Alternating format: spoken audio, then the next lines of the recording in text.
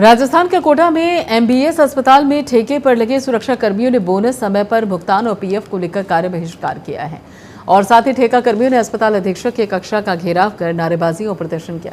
अस्पताल में कार्य बहिष्कार से चिकित्सा व्यवस्था चरमरा गई है। वहीं अस्पताल में मरीजों और परिजनों की लंबी कतारें लग गई हैं। इस दौरान कई मरीजों को समय पर इलाज नहीं मिल पा रहा है तो कई मरीज बिना इलाज कराए ही अपने घर लौट गए। ठेका कर्मियों का कहना है कि हमारी मांग पूरी नहीं हुई तो उग्र आंदोलन किया जाएगा। तो बता दें आपको कि संभाग के सबसे बड़े अस्पताल में ठेका कर्मियों ने हड़ताल की। चरमराई अस्पताल की चिकित्सा व्यवस्था, मरीज और परिजनों की लंबी कतारें लग गई हैं। तो कोटा संभाग के सबसे बड़े एमबीएस अस्पताल में आज ठेका कर्मियों ने कार्य बहिष्कार कर दिया। ठेके पर लगे सुरक्षा कर्मियों के कार्य बहिष्कार से अस्पताल की चिकित्सा व्यवस्था चरमरा गई है। अस्पताल में मरीजों और उनके परिजनों की लंबी कतारें देखने को मिल रही है। इस दौरान कई मरीजों को समय पर इलाज तक नहीं मिल पा रहा है तो वहां पर कई मरीज बिना इलाज के घर लौट रहे हैं। कर्मियों ने अस्पताल अधीक्षक के कक्ष का घेराव कर नारेबाजी की और साथ ही प्रदर्शन कर आक्रोश जताया। बोनस समय पर भुगतान और साथ ही पीएफ जैसी कई मांगों को लेकर ठेका कर्मियों में भी आक्रोश व्याप्त है। ठेका कर्मियों ने जल्द समस्या का समाधान नहीं होने पर उग्र आंदोलन की भी चेतावनी दी है।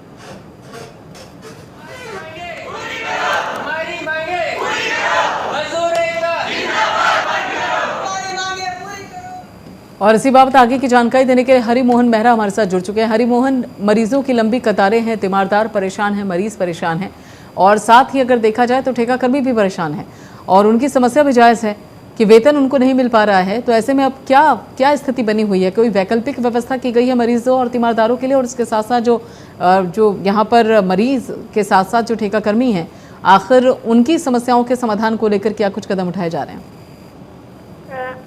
देखिए प्रियंका, ठेका कर्मियों की समस्या के समाधान के लिए अस्पताल अधीक्षक ने केवल आश्वासन दिया है। अस्पताल अधीक्षक का कहना है कि हमने तो फर्म को ठेका दिया था, ये हमारा काम नहीं है कि इनको भुगतान फर्म द्वारा किया जाएगा और फर्म का जो निदेशक है उसको बुला के समझाने की आज अधीक्षक ने बात कही है। नहीं, अस्पताल में विकल्प की बात करें तो कई मरीज ऐसे थे आज जो बिना इलाज के ही वापस लौट गए और अस्पताल जब इनकी हड़ताल चल रही थी, ये नारेबाजी कर रहे थे तो मरीज व उनके परिजनों की बहुत ही लंबी कतारें देखने को मिली। फिलहाल हड़ताल आज रोक दी गई है क्योंकि अस्पताल अधीक्षक ने आश्वासन दिया है कि ठेका कर्मी जो फर्म है उसके मालिक को बुला के और उनको समझाया जाएगा। प्रियंका, बिल्कुल। और यहाँ पे सुरक्षा कर्मी जिस तरीके से हड़ताल पर बैठे हुए हैं और साथ ही उनका कहना ये है कि उनकी मांग पर गौर किया जाए, तो ऐसे में ये अगर देखा जाए कि जो प्रबंधन है अस्पताल का, उनका कहना ये है कि उन्होंने फर्म को अमाउंट भेज दिया है, अब उनकी जिम्मेदारी है कि वो देते हैं नहीं, लेकिन कम से कम जो अस्पताल में मरीज हैं, तीमारदार हैं, उनकी जिम्मेदारी तो अस्पताल प्रबंधन की है ना।